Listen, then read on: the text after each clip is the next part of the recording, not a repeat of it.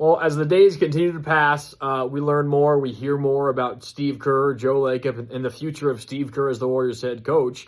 And we hear more opinions and thoughts on why there may be a difference of opinion between Steve Kerr and Joe Lacob, and that might be the source that has to be ironed out in order for Steve Kerr to return. And one thing that I hear from fans, you hear it in certain reports as well, maybe not in these exact words, but you hear it all over the place. And I think it kind of boils down to a simple question.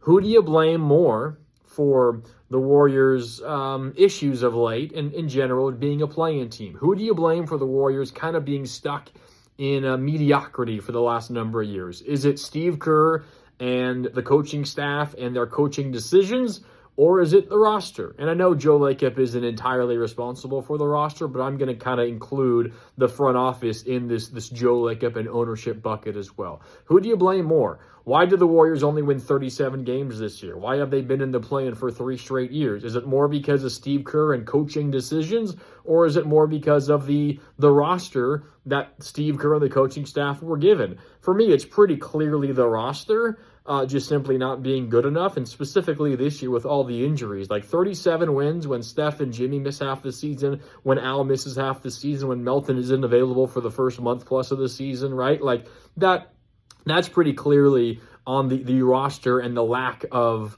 help beyond your two very heavily paid stars. Does not mean Steve Kerr has been perfect, and I think of late he's been far from perfect. Just recently, I remember the game against the Rockets at home near the end of the regular season when you don't make defensive subs when you need one stop to win a basketball game, and as a result, Şengün gets matched up down low on Podziemski, and that's an easy bucket, and as a result, the Warriors lose that basketball game. So this is not to say that Steve Kerr is without blame and has been perfect. I'm not saying that at all. But you look at the roster the Warriors are putting out there, it feels to me it's more on the collection of talent as opposed to some coaching shortcomings. And one of the things reportedly that Steve Kerr wants in order to feel comfortable about coming back is more of a say in terms of how the roster is built.